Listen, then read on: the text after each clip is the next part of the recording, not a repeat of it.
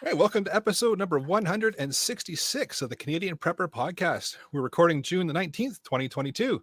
My name's Eric, back from the Furry Convention / Dungeons and Dragons game, and host of the show, for those of you who have forgotten. Based in Southern Ontario, hunter, target shooter, professional diaper changer, and ham radio operator. As a first responder, witnessed an over-reliance on emergency services during major events, started a small preparedness company to help people better prepare for at least 72 hours, if not longer. Well, I'm glad to hear that your campaign of D&D there ended in time for the show. That's fantastic. It was good. It was a good run. But I had to come back and say hello. Fair enough. Well, who am I talking? I was talking about Arwen on the Discord group today, so there you go. Anyway, my name is Ian. I am a wannabe hermit, fueled by caffeine and an impending sense of doom on Vancouver Island. And I'm Alan. I'm a safety trainer, first responder, security expert, and overall safety nerd. I'm Scott, a first responder from Ontario, an amateur diaper changer. I like learning things, and I worry about our fragile infrastructure. And I'm Jeff. I'm based in Central Ontario. I'm a target shooter, ham radio operator, general overall handyman, and weather nerd. And I'm Brad. I'm in Eastern Ontario, consider myself a part-time amateur prepper, constantly trying to better myself. And if you want to help support the show and keep the Canadian Prepper Podcast on the air, buy some swag. We have both the Canadian Prepper Podcast t-shirt, as you can well see, and the tactical Velcro patch. You can get them both at www.prepperpodcast.ca. All proceeds help keep the lights on and the backup generator fueled. If you're enjoying the show, please take a few minutes and like us on Facebook and submit a review on iTunes. We want your feedback, good, bad, otherwise. Or if there's just a topic you want us to cover, you can email us at feedback@prepperpodcast.ca. All right, so we've got some righteous content for you in this episode. I'm going to start off with some recent news articles. We'll update you on our personal preps, and then we're going to get into the main topic, ethics and morality in prepping. So I'm sure it's going to be a good one. So let's move into the news, shall we? I put an article in. This particular link is from the Washington Post, submitted by my darling wife, who is had some excellent points about what could have been done differently here. Maybe this article is about a traveler in Death Valley, which is California, New Mexico, somewhere that area. I don't know, in the desert there, which is often referred to as the hottest place in the world, where it gets up over 50 degrees Celsius, or was that 125 degrees Fahrenheit in the summer. This particular gentleman ran out of gas in somewhere in the national park near a lookout.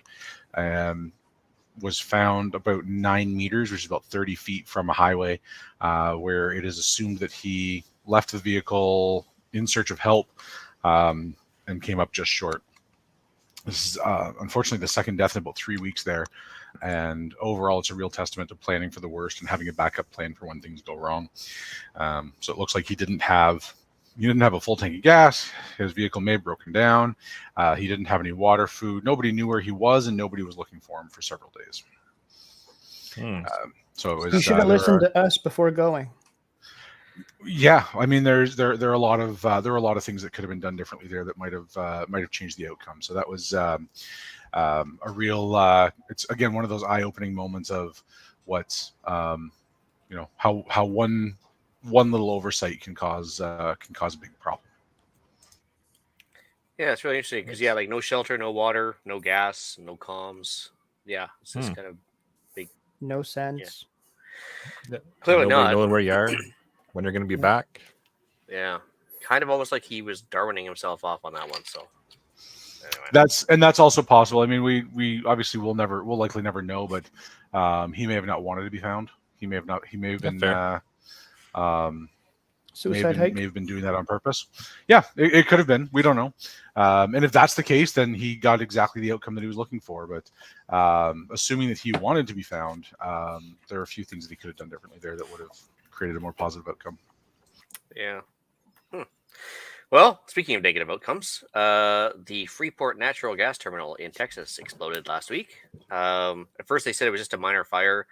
They forgot to mention that 26 fire departments had to respond. So, Well, yeah, that's a minor fire. yeah, minor, big deal. Yeah. Turns out it's 20% of natural gas exports for the United States. All the, I guess, the methane-based natural gas versus the, I guess, the petroleum-based or whatever. I don't know. Anyway, long story short, that was what they were planning on using to export natural gas to Europe to offset the Russian losses. So conveniently enough, they can no longer export as much as they thought, if any, to Europe. So yeah, they said it's going to be offline until September, and it was not a minor fire after all. It turns out after about a week of news clarifications on that. But anyways, I put a couple articles in the show notes there. And then the other one, interestingly enough, more Canadian content here. The Freedom Convoy is returning perhaps on July 1st, which is going to coincide with James Topp's walk across Canada. He should be arriving in Ottawa for July 1st as well. I think they're going to try and make it kind of a joint celebratory session. Sounds like the Freedom Truckers are going to be based out of town and then kind of rotating in and out of downtown Ottawa to avoid the problems they had before. So interesting. They gave lots of notice they're coming. So That's 12 of them. yeah, Didn't they last time too? And the media is already feeding the big lies. They're like, I heard the other day they said, that their complaint is that the government's communist, which they are, by the way. There's no lie to that, but is that a complaint or a declaration?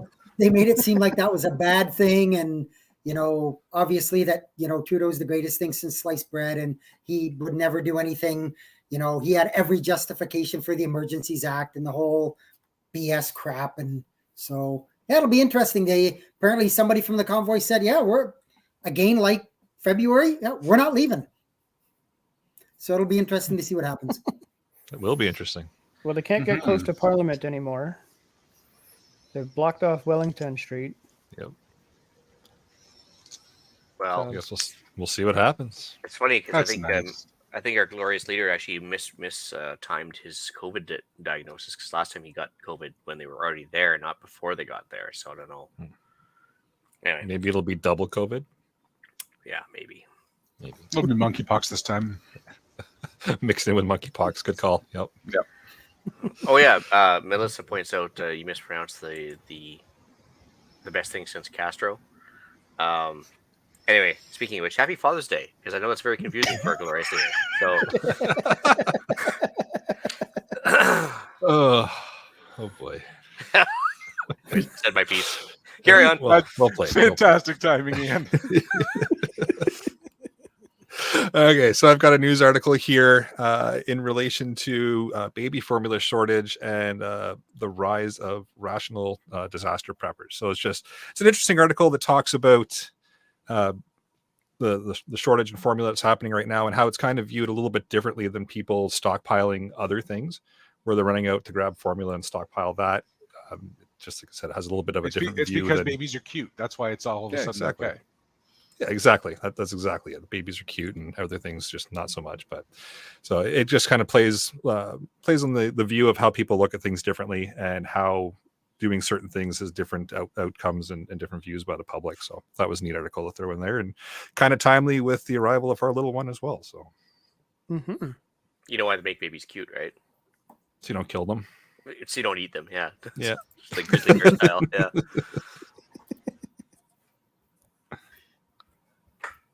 So I've got a couple here. I'll do them in backwards, whatever that. So I'm sure everybody's heard by now. They had record rainfall / snowmelt caused extreme flooding in Montana. Specifically, Yellowstone Park is, I believe, still closed, or possibly one of the entrances the south entrance or west has opened, but the north one they said is not going to open all year. It's washed out roads. They lost buildings into the river. So that was just shows you you never know what's going to come with the weather. On the total flip side to that, the federal government has told the states that draw water from the Colorado River that they need to voluntarily cut back on how much water they draw from the river, or the feds will come in and do it for them. That doesn't sound terribly voluntary. No. So it's basically is that a voluntold thing? It sounds like that's what it's about to become, but yeah, it's kind of interesting. I'm not sure how they can cut back or what they're supposed to cut back. What are they supposed to do? Tell everybody don't drink 2 liters of water a day now, only drink 1? Or I think a lot of the places have already got cutbacks on watering your lawn and doing stuff like that. So, Well, like how far is it from Montana to the Colorado River? Can we just dig a trench and line them up and solve 2 problems? Couple hills in the way there, I think. But It seems like a theoretical problem. Well, interestingly enough, there's 3 rivers in the United States that no longer hit the ocean at any given time, right? The Mississippi doesn't actually hit the ocean before it runs dry, Rio Grande, and the Colorado now. So none of them are actually making it to the ocean. I guess the LA River now, too. So they've already got water problems to begin with, but now they can't even feed the Hoover Dam, which is causing bigger problems because that's downstream from the dam they were talking about in this article. And so, yeah, they're going to have hydroelectric problems as well because they don't have enough water flow, not to mention actually water usage problems. And yeah, it's definitely a long-term drought for them in the southwest corner of the states. Well, Lake Mead, that's behind the Hoover Dam, Yeah. is well below 50% of its nominal levels, to the point where a lot of the water intakes for facilities are now above the shoreline. And they keep finding interesting things that had been Like underwater bodies. for Yeah, bodies for a long and time. barrels. Hoffa? Yeah, bodies and barrels, Oh, maybe. cars, and everything else. It actually hasn't been that low since they were first filling it, so Wow. that's pretty telling. Anyway, Well, shall we move Scott. on to what we've done lately for preps? I had the opportunity to have some actual decent internet access, so I took that opportunity and downloaded the updated version of the full version of Wikipedia that I have sort of tucked away for what if, and also took the opportunity to play with Chirp for my radios. So it was kind of fun. Very nice. Brad, you're muted. There we go. I did a little bit of fuel rotation, some yard cleanup, and some home renos continue here. Our kitchen is 95% done, and our siding is 98% done. Then it's on to the front and back deck. Got a call from the guy who I ordered one of those Amish sheds from, and the shed is sitting at his yard. I have to get ready for it to be delivered in 2 to possibly 3 weeks at most. He'd like to get it delivered as soon as possible. And Friday, met up with somebody I'd only met once or twice beforehand, but is local to me, and got to talking about his job and my interests, and they kind of align, and might be a possible new local mag member for us. Nice. Yeah. excellent. So Well, I just did some yard cleanup and just more firewood. With all the storms and everything going on, there's just no lack of firewood right now, which, by the way, I'm not complaining about because someday it will be used. Very nice. Well, for myself, just getting into the groove of having 2 little mini preppers running around, or one just kind of laying around for now, not running, but the other one certainly is. And while doing that, just kind of started locking down my digital trail a little bit tighter. I let things kind of lax for a while there. So starting from the beginning, and I'm going to go back through and clean things up, and started locking down with email and VPN. And if anybody wants to nerd out about that with me, find me on the Discord at some point. Happy to share what I'm doing for that. And I know it's weird, but no ham stuff at all. Strange. It's like I've been busy or something. Eric, are you okay? Did you catch COVID? COVID? I got this weird twitch. Strange. That's called withdrawal. Yeah, no way, chef, nothing, eh? Mm-hmm. As for myself, just more wood stacking, much like Jeff there. Yeah, it's actually harder to do than I would think this year than normal, because normally after about May long weekend, we have a nice big dry spell. But it's been raining pretty much every day. We've had 1 day of sunshine so far that got above 20 degrees. Unlike you guys out east, we literally have not had a day above 20 other than that one. And so it's been raining pretty much constantly. So it's very hard to stack wood. Luckily, I had a local listener meetup. So last week we had one of the listeners start messaging on the YouTube chat. And turns out he was about less than an hour away, and he just happened to be in my area. So we ended up meeting up. So it was kind of cool, and a lot of stuff in common, and great guy overall. So that's kind of cool. I guess from last winter's snowstorms, I had a bunch of dead trees that were kind of like cut but left kind of hanging upright. So I had to kind of take care of all those still, so they don't cause more problems down the road. Managed to only get the power line snagged once with a tree, which I think is pretty good for me. Relatively, power didn't go out. That's all I care. Oh, that's good, man. That's good. Yeah, That I was didn't always a win.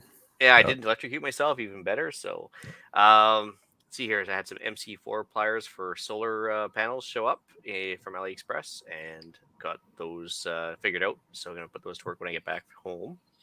On the road for work right now. And I met actually because Pierre went out of his way to go outside of his comfort zone and talk to a neighbor in his town. I decided to meet 2 new neighbors to outdo him. So Oh, yeah, I was actually really impressed with myself because I passed by these guys and give them the man nod or like the odd finger wave or whatever. But this time I actually made a point of stopping the truck and saying, "Hey, what's up?" And nice people. So at least I know more than You one said it just neighbor. like that too, didn't you? Pretty much, yeah. since they're in the boomer generation, I would not start with "What's up," because they probably wouldn't get it. So, or "What up?" No, they still wouldn't get it. Anyway, and good news: our egg sales are up. Of course, our production is down because of the bad weather and low light levels, but naturally the egg sales are up. Have literally no eggs to spare right now, which is very unusual for this time of year. So that's offsetting the increased cost to feed, which works out well. And that is pretty much it for me. So Tracy's apparently jealous of and wanting to meet Ian. Tracy, I've met Ian in person. You're not missing much.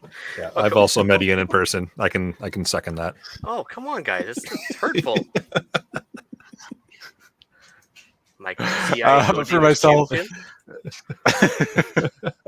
I put my power tools through their paces this weekend. I built a workbench.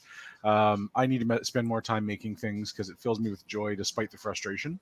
I added a new power pack to my arsenal today. It's fairly decently sized. I think it's 40,000 milliamp hours.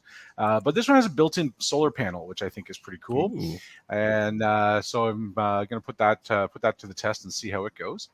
And continuing the rehab of my ankle. That's my my big accomplishment for this week. We did a little bit of garden tending, although I wasn't personally responsible for that. The family really helped with that. Moved the firewood to its permanent staging place, and we've got like 2 or 3 more backyard projects to figure out in the next couple of weeks. So we'll be continuing with that, but our garden is starting to bloom and take root, which is nice. I'm planning for the reality that very soon I'll be doing a lot more traveling. I'll be on a project that's going to keep me on the road for about a year, and so I've got some vehicle maintenance scheduled to reflect that reality. All right, that's about it for me. Awesome. Well, with that, shall we move into the main topic? All right. I guess number one thing is, why are we talking about this tonight? How does this fit into prepping? Well, I guess sooner or later you're going to come across a situation that you might not have thought about having to handle before. And sooner or later, most emergencies end. Most. I'm just thinking like Hurricane Katrina and such. So yeah, whatever you decide to do with certain situations, you may later have to explain your actions to, for example, law enforcement, your neighbors, more importantly, maybe your family or your wife, and explain why you did what you had to do, and so on and so on. So we just like to talk to, I guess, the panel about a couple scenarios and see where we take it from there. So, are you sitting comfortably? Then we'll begin. I just got another beer. We're ready to go. All right. So warm-up questions. Now let's just assume there's a long-term emergency of unspecified origin or duration. I was watching Alone season 1 there back in the day, and they're sitting there in northern Vancouver Island, and these guys are sitting there wondering how they're going to eat, and they're like wasting away, and not a single one of them thought to like start hunting shellfish. And I found out later on the reason being is that they didn't want to break the law because of hunting licenses and fishing licenses and Aboriginal rights and everything else. I'm like, yeah, I can understand all those. I totally respect all those. But the thing is, at some point, you have to realize that maybe in certain situations, if you were starving to death, not having a license would be the least of your concerns. So just want you guys' thoughts on, in a long-term duration, what would your thoughts be on, I guess, procuring wild food without proper documentation? My Theoretically. first thought on this is that I would rather be judged by 12 than carried by 6. That's my number one. In this particular scenario where I'm hunting without a license or fishing without a license or whatever, we're in a long-term emergency where there is no other reasonable source of food. I'm gonna assume that's what we're talking about. Yep. In which case, I have absolutely no moral objection to harvesting what I need to keep myself and my immediate family sustained. Right. I think that's a totally reasonable thing to do, and I think that any reasonable person in the same circumstance would do the same. Well, and I also think that if it's that kind of scenario where grocery stores have collapsed, I'm pretty sure getting a deer tag is not going to be a major priority. You know, the efforts of government aren't going to go into keeping the deer tag system up and running. That's why we're talking the easy questions right now. But I think that we're not talking about in the moment, because in the moment it's really easy to say, well, I had to. It's talking about afterwards, right? And I think there's a big difference between I harvested 2 deer over 4 months to feed my family of 6 versus I smoked every deer in the woods that I could and managed, and the meat went to spoil. Yeah, So I think that's the with. big. There's a big difference there, and I think that's an important distinction to make. We're not talking about draining a river of all of its fish by leaving a net up for all of eternity. We're talking about collecting enough to keep ourselves alive through the duration of the emergency. Yeah, I think the farthest they got it in alone was he used a 2-liter pop bottle to collect a couple minnows, and I was like, well, it's a good start, but Yeah. So you can go fishing. Yeah. Yeah, you could probably do it a little better than that with came to scallops and everything else that might be hanging around. Okay, so I think we all agree on that one. So let's move on to a little tougher ones. So 77 days in September, we had the main character there, walking across basically the United States, trying to pull his handcart back home, and so he came across abandoned vehicles quite off the bat. Clearly, they're not his car. They're clearly abandoned. There's nobody in them. Sometimes windows are smashed, everything else. How do you guys feel about looting abandoned cars in case of a long-term duration emergency? Something like that. If we know that like an EMP happened, those cars are absolutely useless. I doubt that anybody's coming back for them, especially if they have out of province or out of state tags on them, license plates on them. I'm in Ontario and I see a Michigan plate. I highly doubt that person's coming back for it. If they've got something that I can use out of that, yeah, I could see myself taking a few things. But if there's 27 can openers in the trunk, I might take 5, leave some for others. That's true. Yeah, I don't need 27. I'm not gonna like you said with the deer there in the bush. I'm not gonna go and kill them all and smoke them all and let the food spoil. I'll take what I need and I'll keep going. I want to know where you'd put 27 can openers. You know what I mean. Actually, this is a family show. Let's not go there. Yeah, well, it's a good thing we didn't start talking prison wallets there. Yeah. I've got kind of the same view. That one's kind of tricky because we don't know exactly what's going on or what it is you're taking from the vehicle or why, right? If it's something that's going to save a life or help preserve life or something like that, then yeah, I'm taking it. If it's, some pennies, a quarter, $1, $100 bill or something that's not going to be useful to me at the time. Well, clearly, using it as a shelter, no big deal, right? You just hop in, too. hop out. Whether it be say road flares, maybe you might find, I don't know, something a little more useful. I mean, obviously snack foods be one thing, but even if it's just a blanket or maybe somebody's prized knife or something they might find in there. I mean, I don't know why they leave it behind, but hey, there might be some items of actual value there.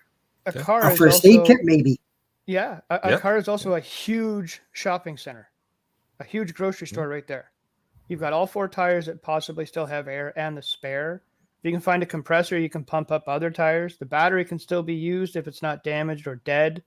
You can pull the alternator off of that. You can pull the trunk off and use it as a sled to pull other stuff on. Oh, good point. Yeah. And I think it's also a lot of situational awareness.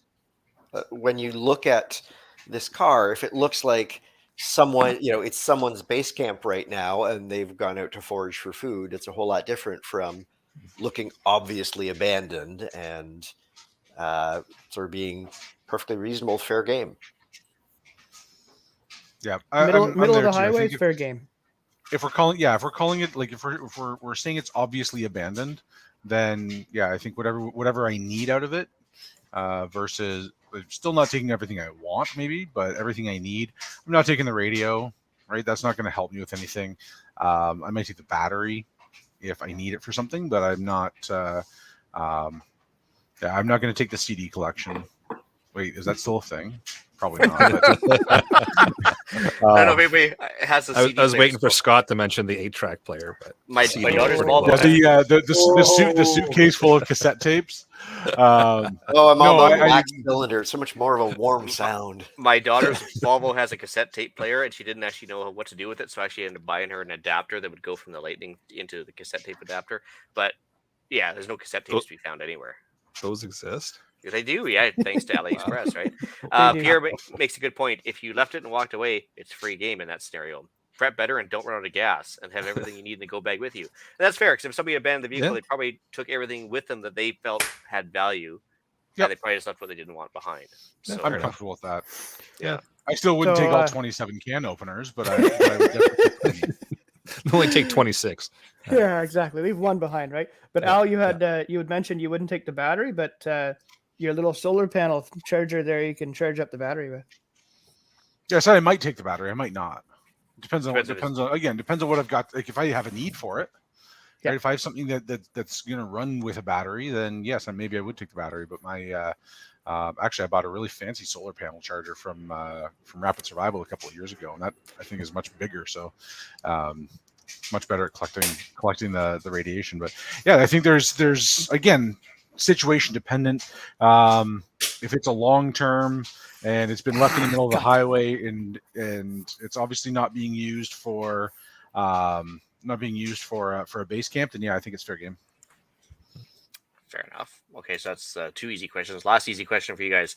So now you're in a Hurricane Katrina kind of situation. Obviously longer term emergency. Well, let's just say there's no end date in sight.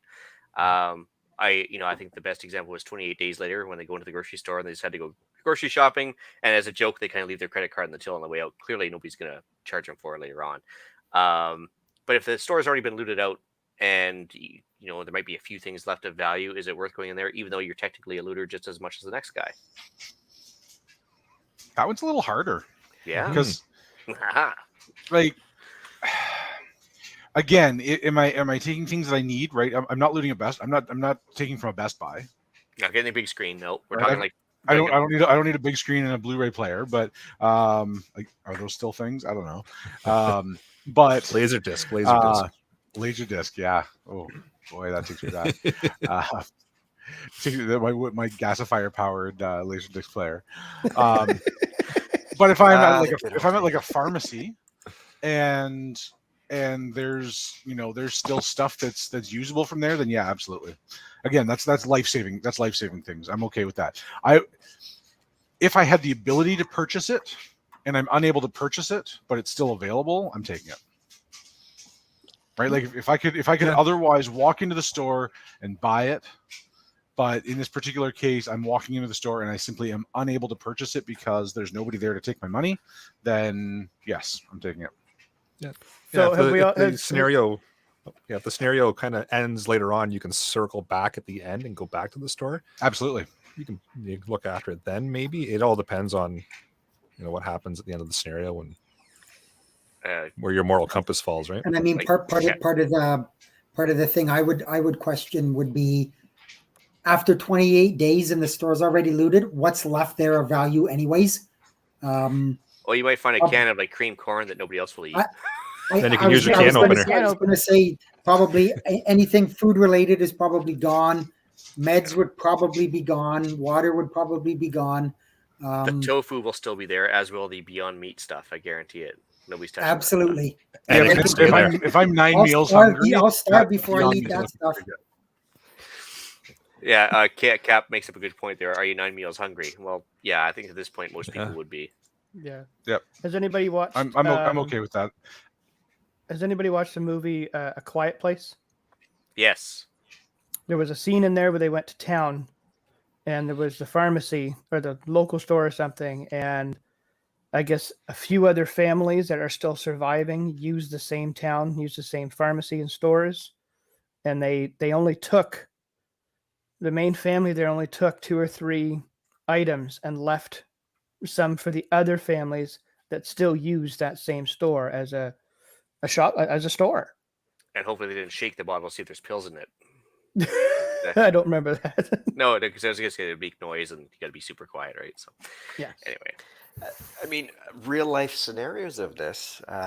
Friend of one of my mag people was in the tropics. Hurricane came through. Everyone was trapped at the resort. So they all started pooling their meds to try and keep everyone who needed certain medications on their medications, but they started running out. They had, like they were sort of going at least a couple of days and everything was shut down to the point where, because this person had some medical training, the security team from the resort took them to a pharmacy to, well, I guess we're trying to figure out where the line between looting, scavenging, and necessity is, to find the medications that these people needed. Acquiring. The reallocation of resources. There you go. There we go. But exactly that scenario where you take what is needed by the people who need it immediately, and you're not being greedy and taking everything else. But it's, yeah, you're certainly in an ethical gray zone there. Who had the thing about New Orleans police? I had put that in, where a lot of the police officers in New Orleans were expected to live within the district. So they were all very much affected by Hurricane Katrina. And kind of the question of, is the line between looting and scavenging leaving a note? So they, the police were having to go into Walmart to hit up the pharmacy to get the things they needed. So where's that line? If you're leaving a note and sort of saying, I'm sorry, we needed this, your place was going to burn down anyway. I don't know. But just a real life example of resource limited situations and challenging, where that line is in ethics. Well, Yeah. I think as long as you're taking things that you need in order to keep somebody alive or healthy, you're doing that in good faith. And again, we go back to the reasonable person principle, where I think a reasonable person in that situation would do it. I'm okay with it. Well, I think if you're leaving a note, you're probably saying I'm willing to provide recompense or whatever later on. Yep, I'll come back and pay for it when the when the machines are working again. Yeah, exactly. It's not like you're going to make it difficult for them to recoup their losses or anything else at this point. So, no, I think it's good. The only problem I can see with that, with leaving a note, is somebody may be able to track you back down, and you're still in that emergency situation, and now you're screwed. Well, I wouldn't say I was at 123 Maple Street or something. I'd be like, here's my name, here's my number, or here's my.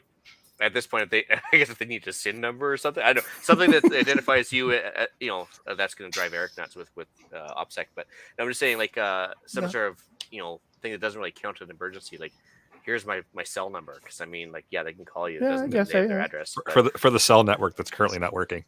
Yeah, so I mean, but like obviously they can track down via your phone number your address if they really had to, like if law enforcement had to get involved or whatever for recouping their losses. And again, we're doing it in good faith that we're going to come back afterwards and settle up. So I think as long as you're doing that, I think again it's a totally reasonable thing to do. Yeah, and it's the key word is good faith. Right? I agree absolutely with Brad's point. Don't put your address on a piece of paper in a situation like that, because all you're doing is asking for a visitor. Yeah, that's a really good point. Now they know you raided the pharmacy. You got good drugs. Let's go to Brad's place. He's got all the dope. Yeah, it's party time. Well, that's right. I would just write down Jeff's address. Easy. Yeah, well, it's called misdirection. That's right. Well, medium difficulty questions. All right, let's go. All right, so the same car or plane or train or boat, whatever, say a month into the emergency, you come across this abandoned means of transportation, and you can get it restarted. through your own mechanical genius, or you scrounged fuel, or you figured out what was wrong, whatever, you okay to just hop in and start driving it away? If it's middle of the highway, it's clearly abandoned. Hell yeah. Finders keepers. Let's go. It always seems so easy in the movies where they stumble across that old car in the barn. Yeah, There happens to be a bunch of jerry cans with it. But Just start it with a screwdriver and away you go. Yeah, Right. as a couple coughs and it starts perfectly, and then Mhm. purrs like a kitten. Yeah. Yep. Yeah, not happening. No, well, let's just assume like it's even a boat. Okay, like a boat that's been tied up at the harbor for the last month, and there's like a bit of sloshy fuel in there, and you kind of scrounge from all the other tanks to get a full tank of gas, and turns out the spark plug was no good, and maybe they disconnected the battery, and you get it moving. How's that? Well, Yeah, I think if I need it, yes. Right. If I need this to make somebody's life better, absolutely. Well, we're not going water skiing at this point. But... Am I? Well, that might make somebody's life I'm better, not. though. I'm not taking it. You got to I'm bring not doing it spirits for up. a joyride and like blowing donuts in the parking lot and then setting it on fire and walking away. Right. Like I'm using this to convey supplies and people to a safer area. Yeah, across the river away from Then danger. yes, absolutely. Yeah. But I think it also goes to that situational awareness thing where that boat, if you can tell someone else has been using it and it is important for them to be able to keep part of their group alive, go hunting, whatever, versus that boat that has a film of dirt on it and is very obviously derelict, and you're bailing out 8 inches of water to get it running. That one's obviously a much easier scenario. Yeah, the engine's still warm. That's so weird. But finders keepers. Perfect. Warmed up, ready to go. Perfect. Yeah. Joan makes a good point. Take a sailboat. Okay, yes. So bad example. Yes, if you knew how to sail, well, I know the How theory hard behind could it sailing. be? How I hard know could the it theory. be? Sailing is a function of lift. I know that much. However, that doesn't mean I'm a good sailor. Matter of fact, I've never been in a sailboat. I've been in a sailboat, but I definitely wouldn't say I'm proficient at it. But yeah, I think I think I'm much more likely to try and work a sailboat than a train. But yeah, if it's clearly abandoned, I'm perfectly okay with that. If I need it, not like, hey, this looks like it could be a fun time. I'm going to take a little side quest here from my main objective and go out for a rip. That's not the conversation. It's, hey, I need to get to this place, or I need to get these supplies from A to B, and this will do so faster, more efficiently, bring people to safety in a more reasonable time. Yes, absolutely. I think morally I can check that box. All right, these are going to get tougher as we go along here, right? Of course they are. All right. So you're in a survival situation of unspecified origin. You come across somebody's cabin. Let's say, for example, it could be one of two scenarios. A, you're walking through the bush and you're cold, tired, and hungry. Another one, maybe you're just bugging out from the city and you're grabbing the SKS and going in the woods. And you come across somebody else's cabin that's not being used. What are your thoughts? Can you see bottles of rye through the window? Would that make it easier or harder? I honestly feel like this is one of the much easier questions. Like we should sort of put it It is. earlier. If you're in a life-saving situation, like you said, you're cold and you need shelter. Am I kicking the door in? Yep, absolutely. And I mean, we've had cases from my old job where people have been lost, and that's what they've done. They've come across the cabin, or they've come across a house where nobody was home, and their situation was: do I sit outside on the porch and freeze, or do I break a window and go in? And they've gone in, and there's been no repercussions. They've paid for the damage or whatever, and that was that. So I mean, absolutely, I would have no issue with that. Well, and Okay. I'm 100% on board. and it, Well, then, If I'm not depriving somebody of it. Am I inconveniencing them? Maybe, but I would think, again, a reasonable person, if I come out to my cabin in the woods and I find that there was somebody there and they said, man, I was just about to freeze to death. I found this place and kept me alive. Cool. I'm really glad that you're okay. Yeah. Now get the Now hell get out. the hell But out. I'm really glad that you're okay. I totally agree with that. 100%. The cops could call me and say somebody broke into your cabin, but there was a snowstorm and they needed the food, the can openers, the wood, everything in there. Okay, cool. Give me a name and address and I'll catch up with them later. Are they I just okay? like that you're Yep. All right. stockpiling can openers at Can your cabin. openers? That's Damn cool. right. Well, you just leave a few can openers behind to make up for it. Okay, so option or scenario 2, then you're just you're bugging out. It's a mass panic, fleeing from the city. You come across a cabin that isn't being used. Maybe it's a rich person's cabin. That's clearly their secondary home. Obviously, don't have permission. You're not going to die right away. What are your thoughts? I honestly feel like both of these scenarios are much easier because me using someone else's cabin isn't depriving them of using it. If I take a car or a boat or a train and it's gone from their usage, all of a sudden, that's, I've taken away from them. If I'm just borrowing some shelter, it's really not a big deal. Like, I think you be respectful. If you have to break in, you do it in a way, you don't smash the giant picture window. You break a little pane of glass or sort of get in the least destructive way you can. Or even better, use the lockpicks from your bug out bag to get in without doing any damage. Oh, There you No go. damage. No damage. I'm not depriving them of anything. Absolutely. I think that's an easy yes. Point Okay, to well, Dr. Evil. Then carrying on to the next step there, as far as Pierre is concerned, he's not too concerned about the means of the person of the cabin who you're breaking into. Now, let's just say you, in order a survival situation, you're in the cabin, and clearly, if you leave the cabin, you're not going to be doing very well. But the owner of the cabin shows up and says, "Hey, you're in my cabin." Yes, I am. Yes, I am. Yep, I am. Now, Very observant of you. yes, I'm a really nice you, guy, and Captain maybe we can work out a way that we can coexist here. Here's all the Cool, stuff that I please. brought, and maybe we can work together to make our mutual situation better, because we all know that the lone wolf never survives. But if You have not, practiced then the speech. no, not I. No, did I rush it? I felt like I rushed it. But if they say no, get the hell out, then I mean, if there's one cabin, there's probably another one nearby. And maybe I'm going to go back and check in a little bit and see if they're still there, because they might have left me something that I can use. Because if they're lone wolfing it and I'm not, then maybe we're yeah, behold my many varieties of can openers. How can we work on a trade here? Can I interest you in a can opener for an evening? and you've got all those cans. So, How are you going to open them? yeah. So I Oh, think, boy. I mean, obviously it would, if this person has shelter and I have things of value to help them with, then maybe we can work out a deal that we can stay. If not, if it comes down to me or them, then chances are they're not very well prepared, and no, we're not at that level of not at that level of need yet. But if I can talk my way into staying there with them and building our team, then yes. If not, I'm moving on, because I don't want to be in that situation. Well, and I think the reality is that what you're describing is a negotiation.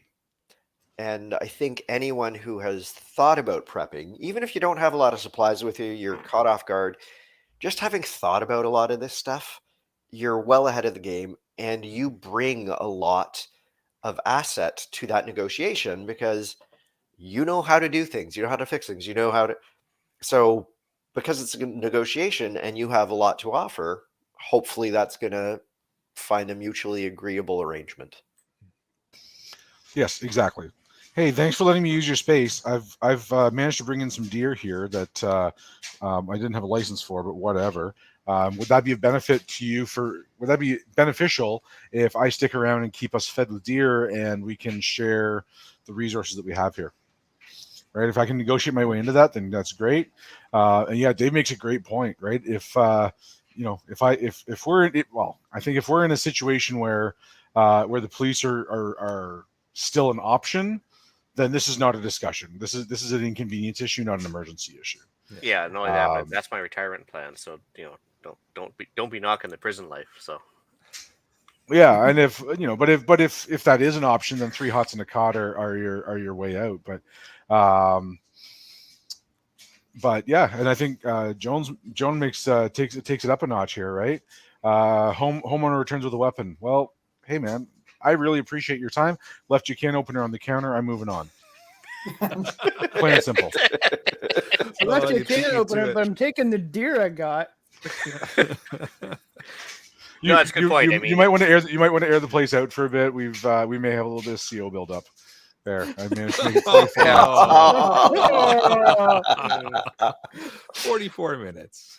I'm sorry, man. Weak effort. There's literally no other place for me to put that in here. all right. Fair enough. Hard questions now, and I'm hoping this one generates some good discourse because this is an interesting one. So, same car, plane, train, boat, whatever.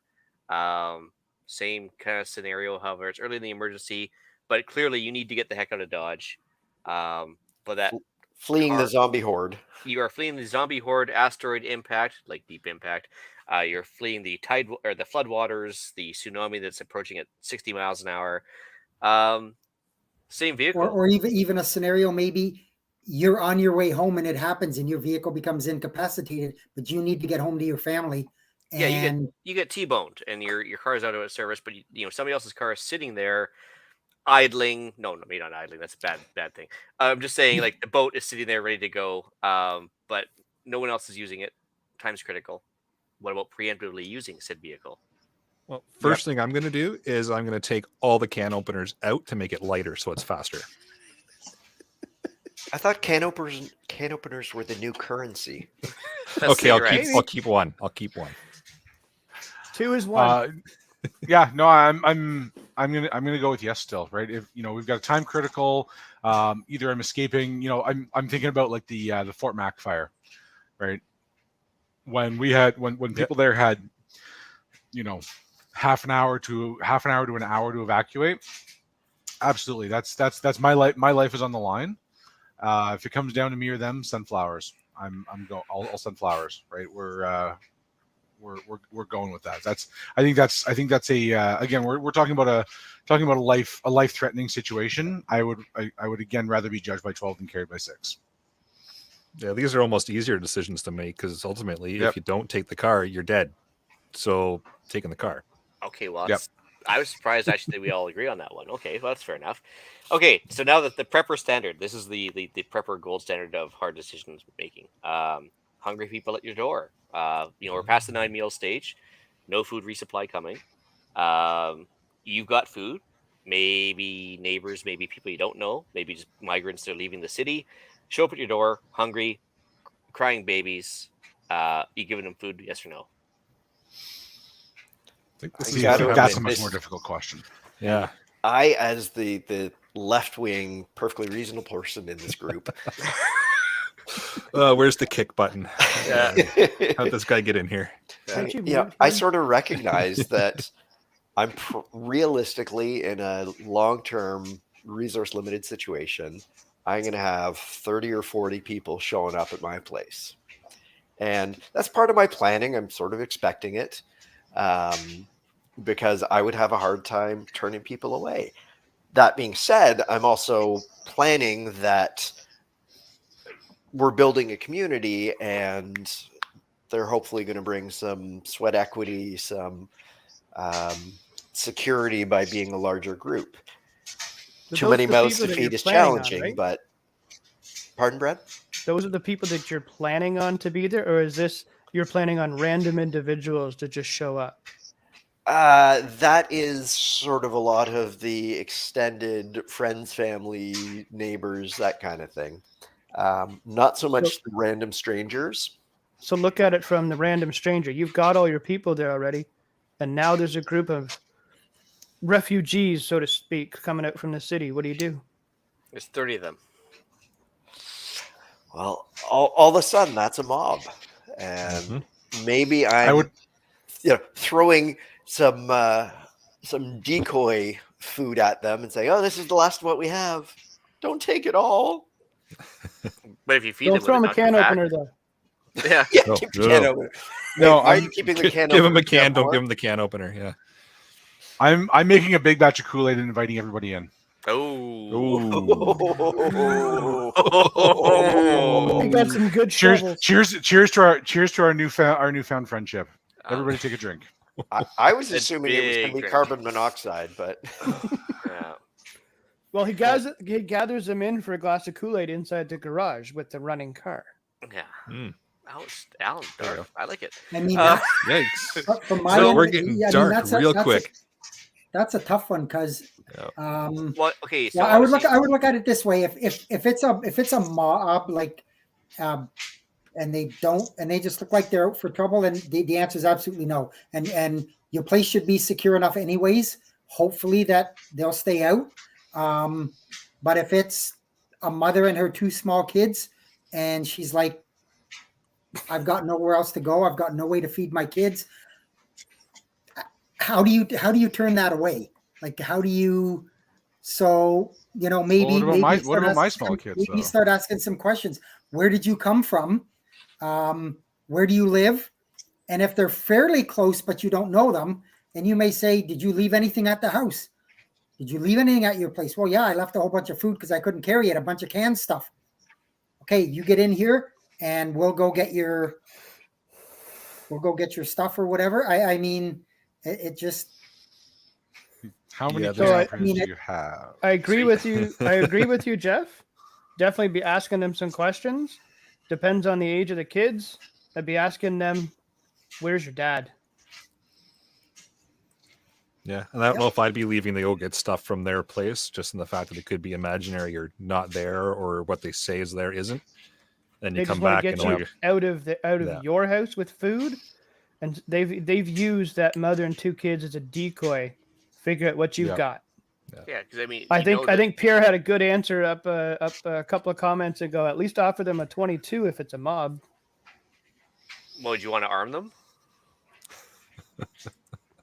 I mean, No. I'm sure that's not what he means.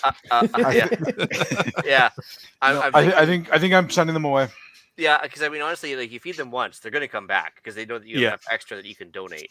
But actually, one of the books I read, the James Wesley Rawls series, there, Patriots, all those other ones, he had a good idea in the fact that he did not donate directly to refugees. What he did, though, is he dropped them off at the local church, community center, whatever your preferred distribution center is. If he wanted to donate, he would donate to that third party. And then if somebody came to his door and says, listen, I don't have anything, but where I've been getting my stuff from is the church, community center, whatever, down the road. I hear they have stuff. And so you can kind of deflect that way. That was kind of my thoughts on that. Yeah. And that way you're not making people go hungry. You're not giving them stuff directly. They won't come back to you. They'll come back to the community center, if anything. So you're making your problems somebody else's problems, but still, it's better than your problems. Yeah, Yeah, they might be better set up to handle the mob. Yeah. Offer to take them with you on your run. I'm going on my way down there now. Come with me. A lot of the discussion. Yeah, then you leave. Then you like my scenario. You're leaving your place and you're opening yourself up, and yes, which was a I don't necessarily want them to think that I'm a nice person. I want them to think that I am that I don't really care about their existence, and that I'm unwilling to help them. I don't want them, because if they think I'm a nice person, they're going to come back to me. Well, a nice person in emergency is read weak, right? And they don't want to sense weakness. So there's a whole psychological game of this. Yeah, head on a pike at the end of the driveway. Well, I mean, maybe having people hanging with signs around their neck going, "Looters will be shot" or something, and just having them rotting and the crows picking at them or something. Maybe not. A lot of the discussion is sort of talking about people coming through and are they bringing skills, talents, assets. And it's interesting when you read a lot of this fiction, be it 1 Second After, be it Lights Out by Half-Assed. Exactly that process happens. It's more at a community level where people are coming through and like, are you bringing anything to our community that is of value? Oh, we need a doctor. You have skills that we want. We will feed you. So having the ability to parse that out, but it happens at a much bigger community level, at an individual level. That's hard to do. I'm all about the gray man and hoping that the mob sort of passes my little driveway through the woods, passes it by, and there's nothing interesting down here. Yeah, so I guess that leads to the big question: is it your job to prepare for others that are outside your mag or your family? No, it's not. No. But it's also not wrong to be prepared for that. Yeah. Agreed. Yeah, in reality, it's something that's 100%. going to happen. It's at some point in time in a major disaster type of situation, you're going to Yep. come across somebody who's going to ask for help. So you need to have some kind of plan as to how you're going to deal with that. Whether it's you're prepared to send them away, or you're prepared to give them some things. It's going to happen. So you may as well put it into your prep plans and be ready for it. Melissa, I'm just saying robotic sentries should be a thing. So, Hey, if you're going to go Yeah, with but robotic They're sentries, not sure. a thing. yeah.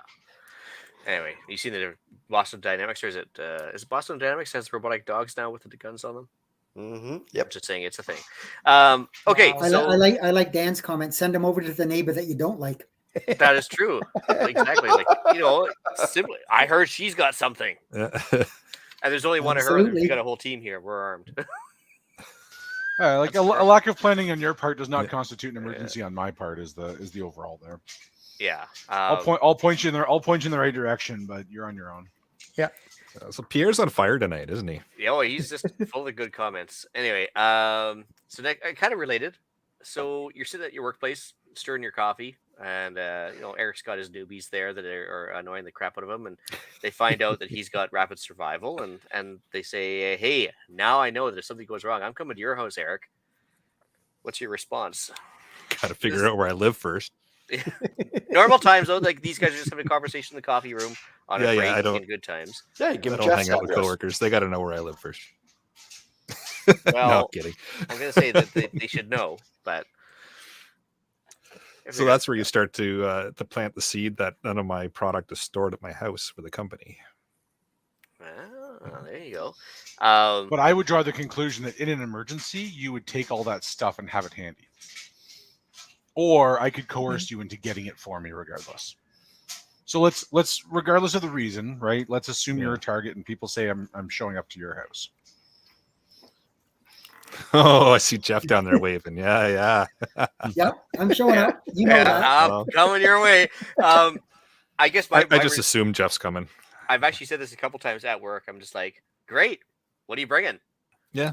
And that usually steers the conversation in the direction of like, yeah, you're welcome, but not unless you contribute to the overall net, I guess, supply chain. So, which usually gets them to start thinking in their own brain that, oh, wait a minute, I can't just show up empty-handed because I'm going to be, like a douche about it. So, it's a very interesting conversation. It usually dies fairly fast at the workplace, but it is something that you have to think about ahead of time, because if people know that you are into preparedness or whatever, then maybe they know roughly where you live and they can figure it out sooner or later. They will show up at your house, and now you know them, and they know what you have, and they're not empty-handed. So yeah, and there's that kind of emotional tie to them, right? Because you know their history, probably family members, a lot more about them than you would that random person that shows up to your door.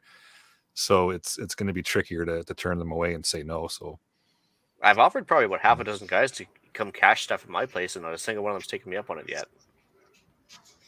interesting. Yeah, I think that's the so. In a perfect world, we're pre-planning that. Okay, cool. You're coming to my house. What are you going to start contributing today so that you can show up at any given moment and I consider you to be an asset? But the reality is that like somebody just shows up. No, here's what I'm going to send you to the church down the road. Right? They've got a shelter set up. They're being supplied by the Red Cross. You're ready to go. I don't have room for you here safely. Yeah, unless you like chicken coops or whatever, Yeah. Unless I happen to know them well enough that I can make a judgment and say this person is going to be an asset to my team. But if they're going to be an asset to my team, they're probably not showing up empty-handed anyways. Well, I would hope they'd show up with a pickup truck with a bag full of food, supplies, whatever. Well, that's that Come on situation. in. Come on in. Like we'll figure out the details. But come on in. We'll secure this stuff for right now. The person that just shows up empty-handed and says, "Hey, we worked together 5 years ago, and I remember you saying that you were really well prepared, and I'm in trouble." Well, sucks to suck. Off you go. I got out of prepping a little while ago. I sold off all my stuff. I ate all my food. I lost my job 2 years ago. I used all my stuff. I've got nothing here to give.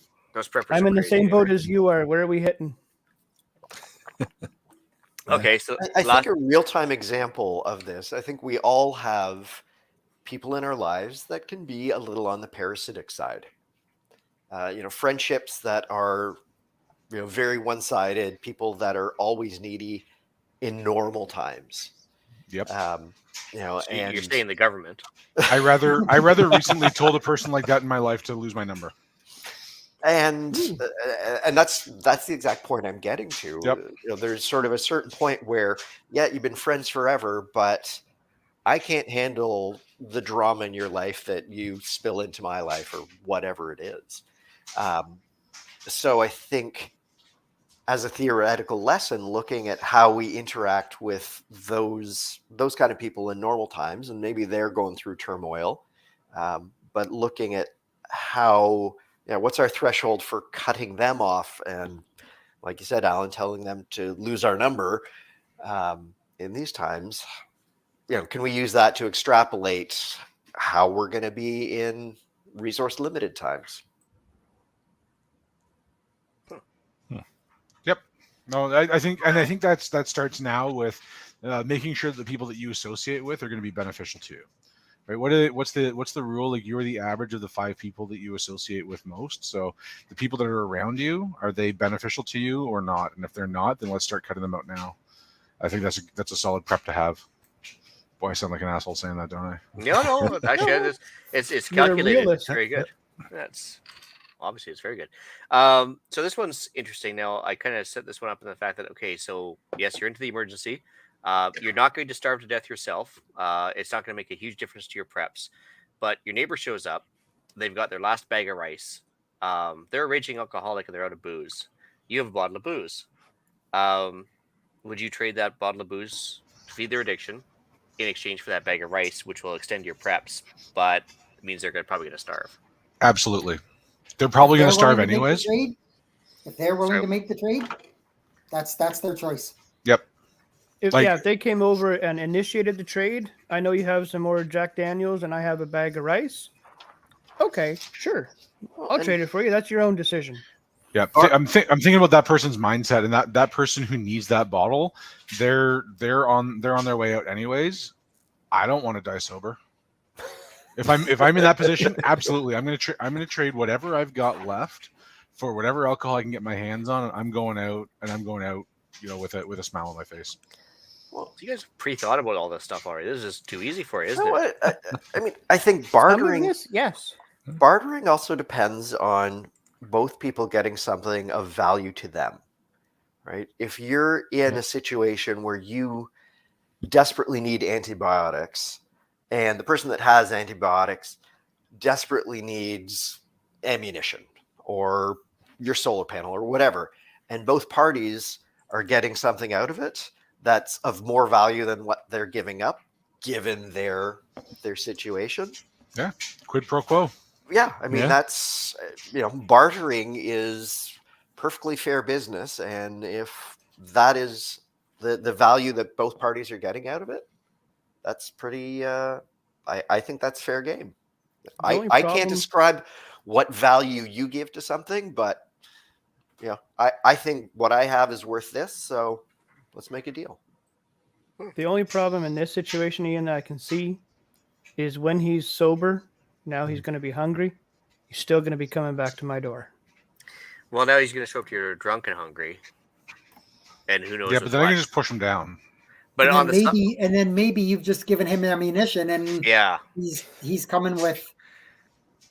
So that's my next. There was a bit of a sidebar just came up here, but so talking about buttering ammunition, if that's even a good idea or not, maybe it is a good idea, because now you're giving away OPSEC that you have excess ammunition. You're arming what could potentially be an adversary because he's going to come back drunk and hungry with a full magazine now. Ammunition equals food, though, right? So I don't consider ammunition something that I can get rid of. Yeah, like I don't know if bartering ammunition is high on my list of priorities for sure. No, I don't think I'd be giving any of it away. No, fishing line, absolutely. You need a rod and a reel, absolutely. We're a couple of miles from the river. You can go down there and fish to your heart's content. Ammunition is food for me. Yeah. But I also think it depends on where that value is.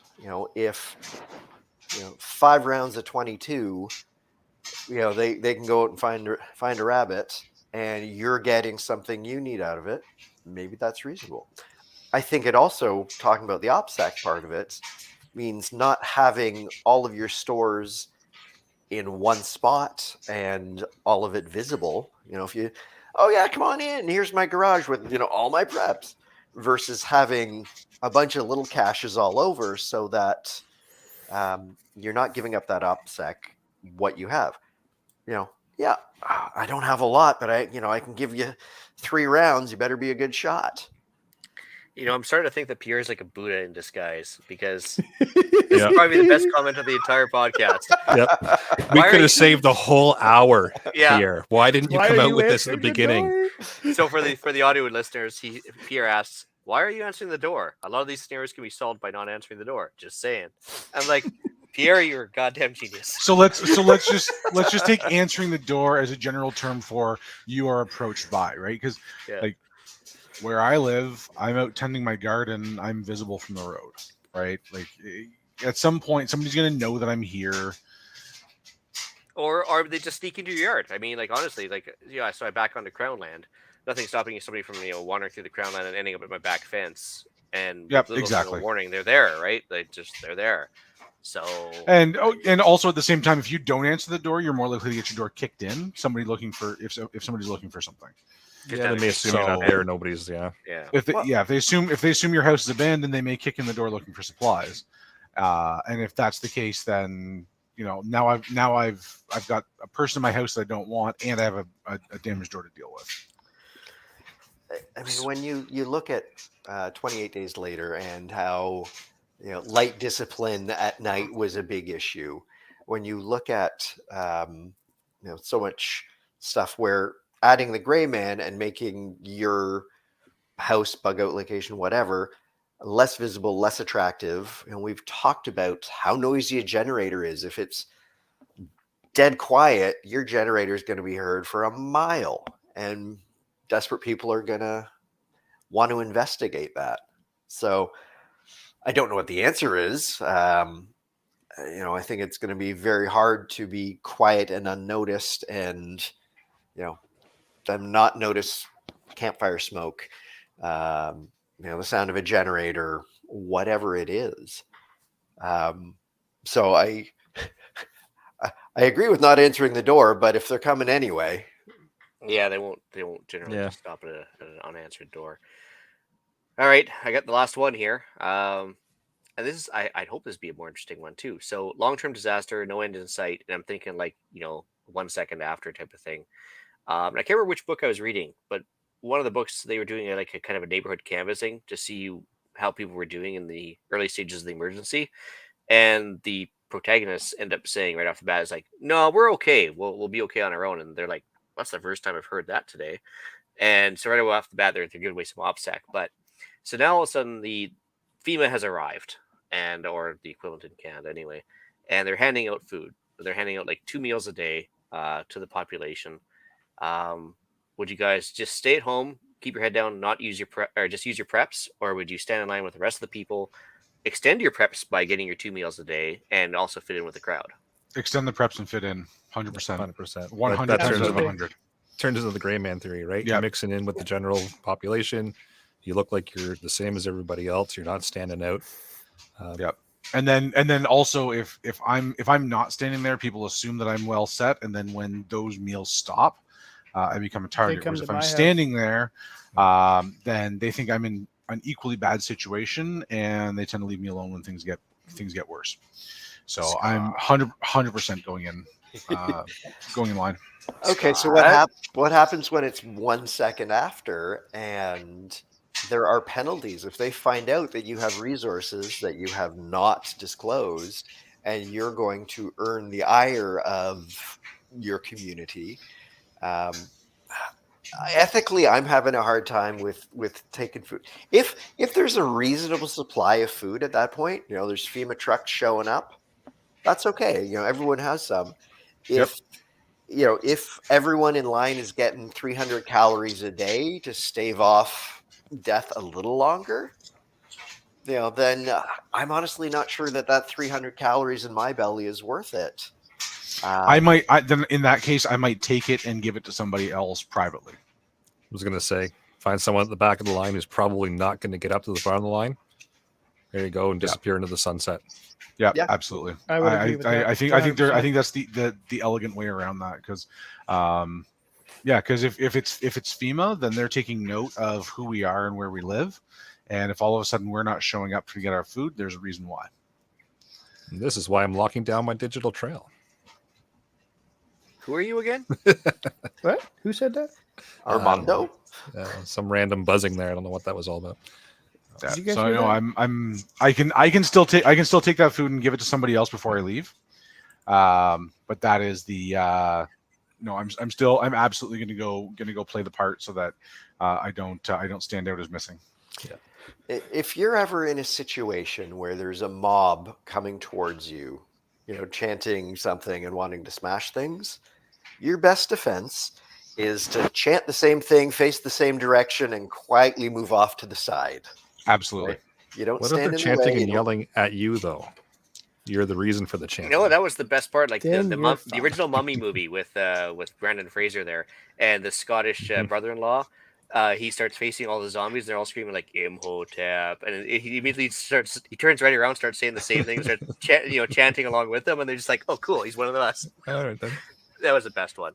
Anyways, sir, I would do the exact same thing. I was actually expecting a little more Discord on that one, to tell you the truth, but I would just try and get the food handouts instead of my preps and not stand out from the crowd, I guess, at that point.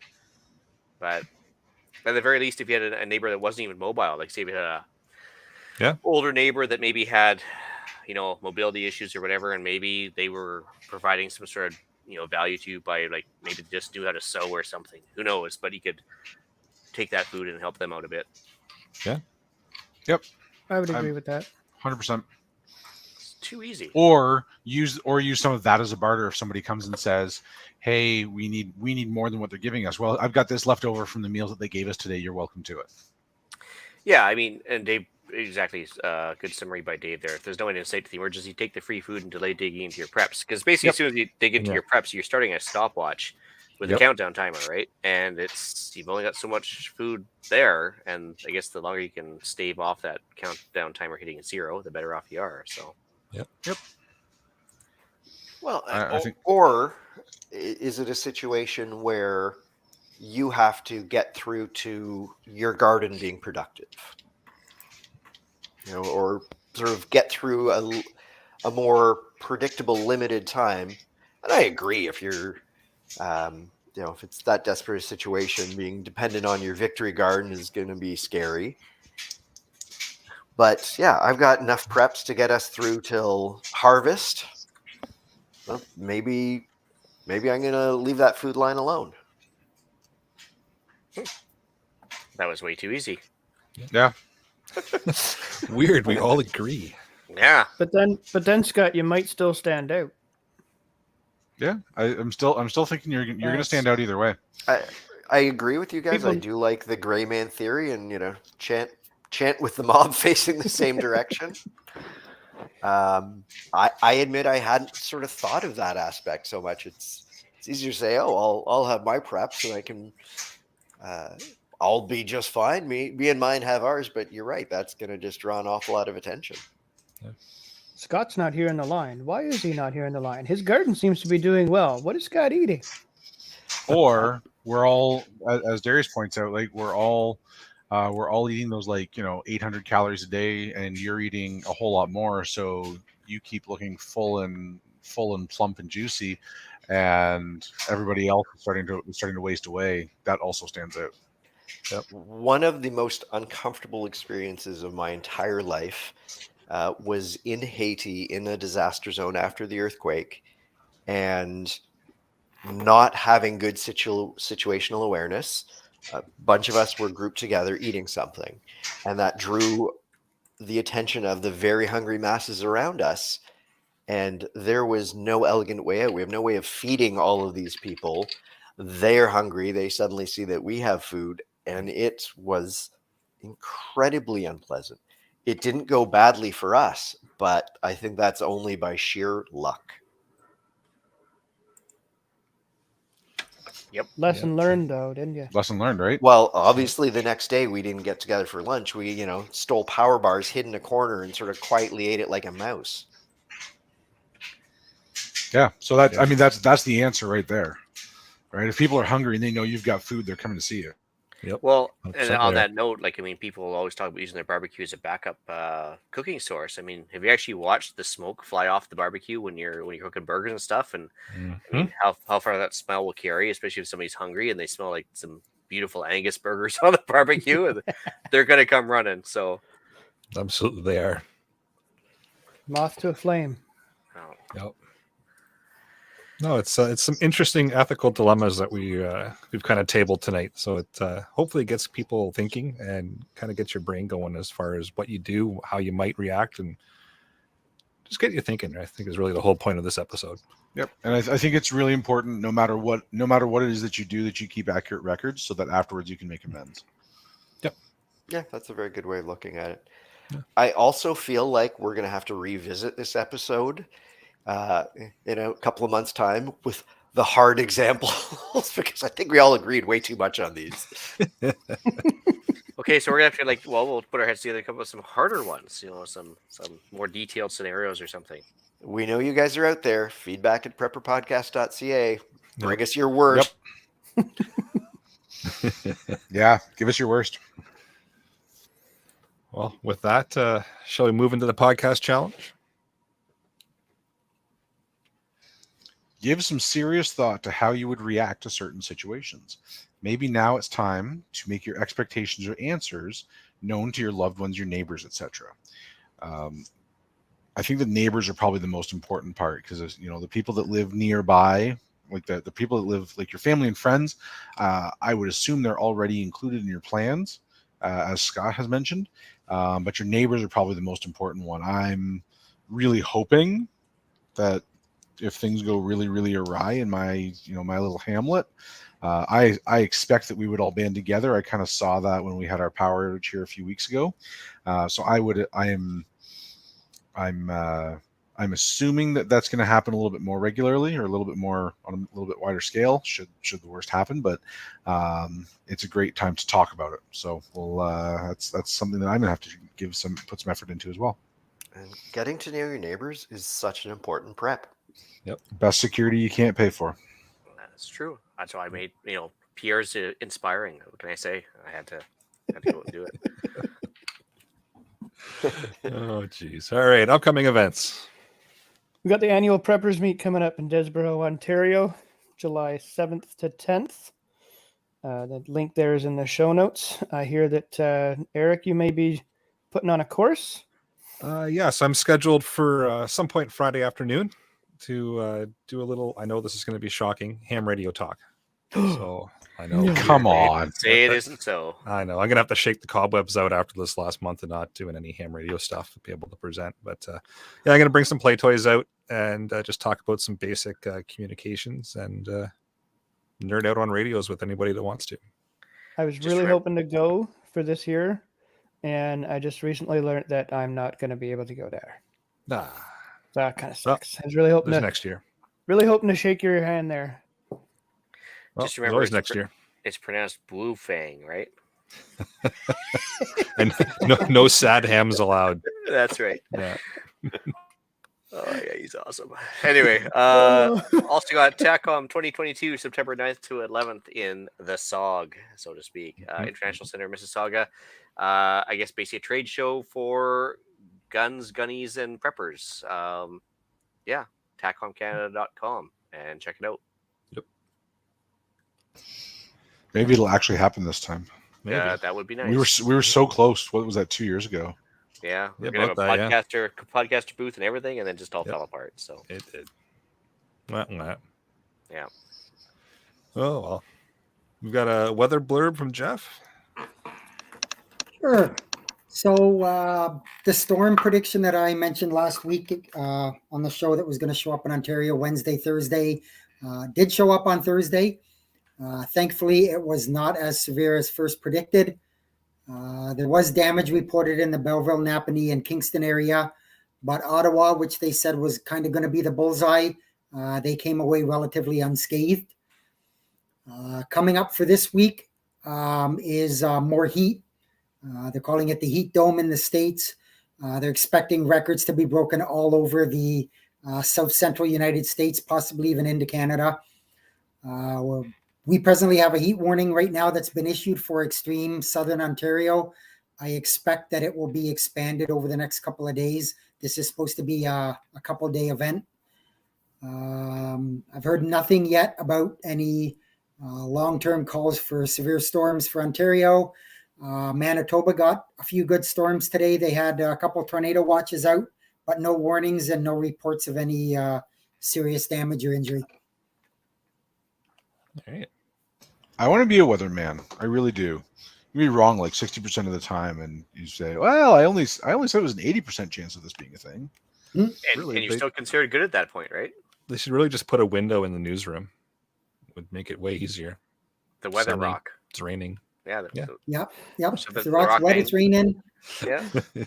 Swinging rockets, windy. Yeah, absolutely. Yes. Yeah. That's If the ideal. rock is gone, no worries. If it's white, it snowed. Yep. Mm-hmm. How about deal of the week? Is it on Weather Rocks by chance? It is not. Darius pointed out that the Sparc II red dot is still on sale, which is 1/3 off regular $200 or $300. It's on for $200. Cabela's.ca with the link in the show notes. And yeah, guaranteed for life. Good 2 MOA red dot. I love it. Use it. And yeah, positive reviews for sure. Awesome. All right. Shoutouts. I think I'm the only guy. I got one for listener Luke, who met up with me last week. Pleasure to meet you, and hope to see you again. Awesome. All right. Email and iTunes reviews. We got an email from Bo, and it says, "Hello, CPP panel." CPPP? No, let's not do that. No.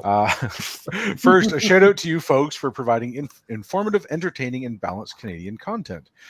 Your open mindset to learning and sharing what you know is an excellent example to all. Thank you for the time you spend on doing this. And that, by the way, is why we read this out loud. Thank you, Bo. We really appreciate the kind words. Yep. Now he says, now Bo goes on to say, I had a few topic suggestions or questions. One is aquaponics. I've tried to read more about growing edible plants supplied by fish waste fish waste water without soil or clay balls as a medium. From a small fish tank supporting herbs to a multi-tote reservoir stocked with tilapia or trout supporting vegetables in a conditioned space. What are your thoughts? What are the most efficient closed loop aquaponics systems for a family? The short answer is I love this idea. I don't know anything about it, and we discussed it before the show. None of us knows anything about it. So if you are any kind of expert in aquaponics, send us a note, email to feedback@prepperpodcast.ca, or hit us up in the Discord chat, and we would love to have you on and have a discussion on aquaponics. So if you know somebody, then let's talk that out. His next suggestion was permaculture. He says, I don't have the ability yet, but a guy can dream. Do you have any plant guild suggestions that you can use to start a small food forest? I'd love to have a food-producing tree layer, shrub layer, and ground cover layer, but I'm having trouble figuring out what plays nice together and will survive Canadian winters. Again, great idea. Something we haven't covered because we don't know anything about it. So if you're a permaculture expert, send us an email at feedback@prepperpodcast.ca. We'd love to have you on and talk about this. Funny enough, the guy that I was talking to that may be joining my mag is somewhat of a arborist, herbalist, and I guess all around edible food guy. That this may be a question that I can pose to him and see Edible if he's food is my willing to favorite come on type. here. Yes, the edible food is preferred. Yes. Yeah. But no, in all seriousness, that might very well be a viable option. So if you are that person, or if you think that you might be that person, I've now delegated this to Brad because I've just given myself the power to delegate things. And look up Brad's email in the show notes, and you can send that to him, and we'll find a time to get you on the show. And then Bo's last Last question or statement here is about firearms. He says, I've recently found out about copper bullets. I'm late to the party, I'm sure, but are they a viable alternative to soft point lead ammunition for hunting deer? Are such things even available in Canada? I'll be using 7.62 by 39 for the first time, but well within 100 yards. I'm certain you can guess what rifle I'm using. SKS. But what I can say, but what can I say? It was affordable. I always look forward to hearing you on my daily drives via Spotify, on all my drives via Spotify. Looking forward to the next episode. All the best to you and yours, Bo. Bo, thank you for such a great email with so many questions. There's a lot to unpack there. Ian, Jeff, Eric, do you guys have a comment on the Yep. copper versus soft point? Yeah, so copper is basically a lead alternative for places like California where you're not allowed to use lead bullets indoors and everything else. And so much like tungsten or anything else, it's just one of those other projectiles that you can use that's not toxic. However, it's non-partitioning. So for hunting deer, you actually have to have partitioning projectile, which means it has to be either like a copper-coated piece of lead that will actually like spread apart, a hollow point or something like that. So copper are generally one piece, and they do not partition well, if at all. They're not meant to. So they're expensive, they're hard to find, and they don't partition. So for hunting, that's a big fat no. I would just stick either with soft point lead, although it's going to mess up the rifling on the SKS, which is already a bugger to clean between the corrosive ammunition and everything else. Very hard to find reloading components for the SKS. However, not impossible. Privy Partisan does partitioning bullets for that as well, at about $1 a pop, which is not cheap, but you get to keep the brass, which is good. Keep your brass all the time. 100 yards is fine. It's well within the capability of the SKS. Not the ideal hunting rifle, but it is a rifle that you have in your hands, which makes it perfectly acceptable for our purposes. I would say just go ahead and buy the factory-made partitioning rounds from either Privy Partisan, Barnall, or something like that, and just use those and call it a day. Because for the amount of times you're actually going to use hunting ammunition versus the surplus, it's just not worth doing it yourself. But you can definitely sell the brass and make some of your ammo costs back. There That's we it. go. There you go. Yeah. Copper, not for hunting deer. Generally, no. There you go. Perfect. And that's the only email that was on my list to read. Well, there we go. That's the only email in all the show notes. So with that, I will bring episode number 166 of the Canadian Prepper Podcast to an end. You can find the podcast on iTunes, Podbean, Spotify, or of course your favorite podcast app. Please help us out. Take a second, submit a review. It does help other people find us. And we do record these shows live on Facebook and YouTube. If you want an early peek at the show, or if you want to be part of the show and send us fantastic little notes like Pierre did tonight, you can subscribe to the YouTube channel, Canadian Prepper Podcast, and click the notifications tab. That gives you an alert when we're going live. If you want to reach me, you can get me at Alan, that's with one L, at prepperpodcast.ca. And if you want to reach me, you can just fire off a message to feedback@prepperpodcast.ca. We know that Jeff's going to be hanging out at Eric's house, so I might get it to Jeff. I might. it just not. makes sense. Yeah. We'll see. If he lets him pass the fence. Yeah.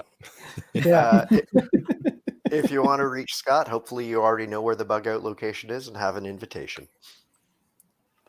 Fair enough. But wait a minute. We didn't get an invite. That was cold. Yeah.